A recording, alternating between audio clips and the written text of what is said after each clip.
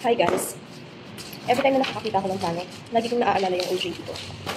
Doon kasi, tinuruan kami mag-fold ng plans. Kung samahin ko lang sila. Samahin ko lang yung isang set. So, ito yung plans. Madalas, pag i-fold ko na siya, kanyari hindi pa siya na-fold, pag i-fold ko na siya, nakadapa muna. Tapos yung pinaka-outer part niya, para siyang hatiin sa apat. Parang ganyan, apat. I-fold mo siya pa loob. Both sides pa loob. Tapos pag ganito yung itsura niya, i-fold mo naman siya pa ganito. Tapos yung iba, okay na sa ganito. Pero iba pinafold pa siya na dito, in between. Tapos laging nakalabas itong part na to. Hindi ko sure kung may iba pang way ng pagtutupi ng plans. Pero nung nag-OJT ako, yun yung turo sa amin na tamang pagtutupi ng plans. Para unang tingin pa lang dun sa plan, kahit naka-fold siya, makikita mo na yung mga details na kailangan agad makita. Especially kapag may stamp na itong mga to.